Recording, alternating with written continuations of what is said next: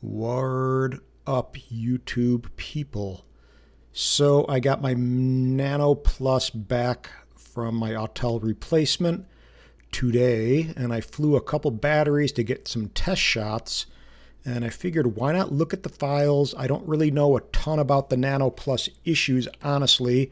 I updated the latest firmware, so we have the 50 megapixel files, such as these, and they are only JPEGs. So JPEGs and RAW, so most people know, but some do not. JPEGs will have some in-camera processing applied to them, hence why they're going to look a little bit nicer in theory compared to a DNG/RAW file. But with that being said, the DNGs I took into Photoshop and they looked like doo-doo. So they did not look good at all. They had a color cast to them. And I looked into it a little bit on some of the forums, and apparently there's some kind of weird profile attached to it. And again, retoucher for a long time and color theorist kind of guy, and really pretty good at color and seeing and knowing how to kind of work around stuff. So I did a lot of stuff so you guys have a little idea about my background. There's a guy called Dan Margulis who basically is a color guru. Say, for example, Adobe has an issue with something color-wise for their company. They're going to contact someone like Dan, who basically is just the guru in color, and that's kind of how it is. So regardless, these are Nano+ files. These are JPEGs, and then we have RAWs over here. So let's go ahead and bring, what do we want to look at first? Let's look at one of the DNG files. So we got something over here. Kind of cool, but let's go ahead and look at one of these RAW files. It's a Peace on Earth bridge that we have in our town in Batavia, Illinois, and I'm going to double click on it and open it up into Photoshop. Now if you see, it just looks weird, like it's this green kind of color cast, and if I go ahead and just bring up the basic panels in my Camera Raw plugin dialog box, say I crank the saturation a little bit, see how yellow it is? It's almost like green and just kind of ugly looking. Everything looks like there's some kind of weird color cast to it. So I was playing around a little bit before I went ahead and did this video, and I kind of saw a good way to work around this. So what I essentially did is pumped up my saturation so I can really accentuate whatever's going on in the image, and you could also accentuate the cast. So what I saw, all I needed to do is, let me see, I think it was the color mixer tool, and I have yellow selected, kind of similar to what's going on here, and I'm going to change the hue. Not that direction, but if I go to the left, you see how much nicer it's looking. So now the raw file basically is behaving the way I want it to. And this is essentially the color of the building, and you can see everything looks basically normal. So that's a good thing. So not a lot of work. It shouldn't be this way, of course, but at the same time, it is, and it's not the end of the world. And why am I in the red eye tool? So let me get out of here. Where are you? Okay. And now we can go back in the basic panel and kind of start editing the raw file. So we can go ahead and hit dehaze a little bit, maybe brighten up a little bit, and I'm pushing this file, but that's what we want to do, right? It's a Nano Plus, a brand new drone, and we want to see what we can do with these files. So maybe I'm going to lighten the shadows a teeny bit. No, maybe a little. So maybe what else can I do? Maybe no, not warm. That's not going to look good. Let me see if I cool it down a little bit. That's not too bad. Cooling it down, it has a different look to it. No, that's not going to be good. So basically we can stop right there and open up my smart object, regardless, open up the image, and now we see the file. So if I hit Option Command I, we can see that it's 4,000 by 3,000 pixels roughly.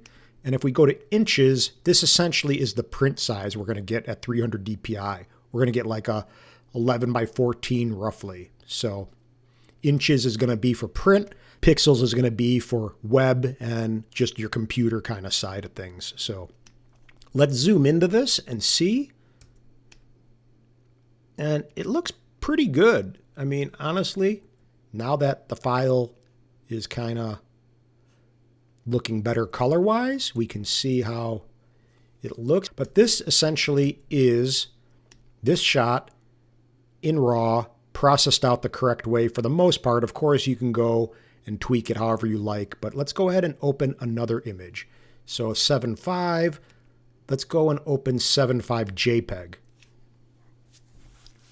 So now we have the 7.5 JPEG, and we're not going to be able to pull as much out of a JPEG because there's already processing done, sharpening done, all that stuff that we don't want to be adding more to it because it's just going to kind of degrade the file, kind of break apart the file.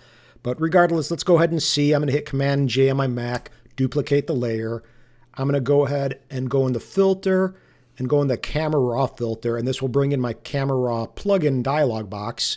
I can go ahead, which is really powerful for working on JPEGs. A lot of people aren't familiar with this, but you can go, as I said, go into Filter, go into Camera Raw filter, and this will essentially bring you the raw controls on a JPEG. You're going to be more limited with what you can do because you're not going to be able to pull as much out of a JPEG as a RAW, but we can go ahead and at least utilize these tools that we may be familiar with and see what we can kind of come up with. So let's go ahead and do a little dehaze, increase the exposure a teeny bit, just a little maybe. Maybe pull in the blacks a little. No, maybe a little. And that's kind of moderate. So let's just go ahead and open that. And this now, mind you, is the regular JPEG. So the same size JPEG. This is JPEG plus RAW when you're shooting in that option. So 4096 pixels by 3072. And we can compare. Whoop, so that's going to be a different kind of look. But regardless, let's zoom in a little bit. Oh, let me see. And zoom in over here. And let's look at some of the details, like say this river, the windmill, for example. And let's go ahead. And you can see, I mean, we're pretty zoomed in. But let me zoom in that much more. Challenge, let's look at some of the lettering maybe. There's just more definition and more detail. It looks better just as in regards to kind of pixel pushing and looking at stuff a little closer. Like even if we go over here and get really close, let's see what this does. Well, they both look pretty bad at that point, honestly. But regardless, I think you're going to get more out of the RAW file. Well, you will for sure, than the JPEG. It doesn't mean you can't get a good-looking JPEG. Like, for example, boom, that looks good. And maybe it looks, oh, that's the actual RAW, I'm sorry. So this is the JPEG. Let me hit Command 0 to fit the screen. And it looks good. I mean, essentially, not a bad-looking picture. But this is going to be a little bit bulkier, and I know it's going to print better.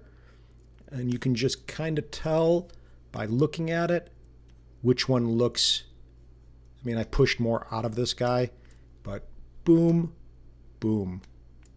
It's a little bit different size. Boom, boom, boom, boom, boom, boom, boom. So anyway, those are those two files. Now let's go ahead and look at, which I don't even know if I captured this scene. I thought I did, and for some reason it's not showing the 50 megapixel one. So I don't know what happened because I know I captured one. And these two, for example, are, oh, that one isn't, this one is, and that one is. So this is 50 megapixel. I don't know why I didn't capture that scene. As I said, I thought I did, so I'm not sure what happened. And let's just try to take a peek at this. So this is the 50 megapixel JPEG only nano+ file. And it looks all right, but I'm going to go ahead and do the same thing, Command J on my Mac. I'm going to go in the filter, go Camera Raw filter, and then we're going to kind of tweak a little bit and just get a little saturation, maybe a lot of saturation, maybe hit the dehaze a teeny bit. Just a little maybe. Exposure a little bit. And just stop there, not go too extreme. And now we can zoom in and see. So this is the JPEG.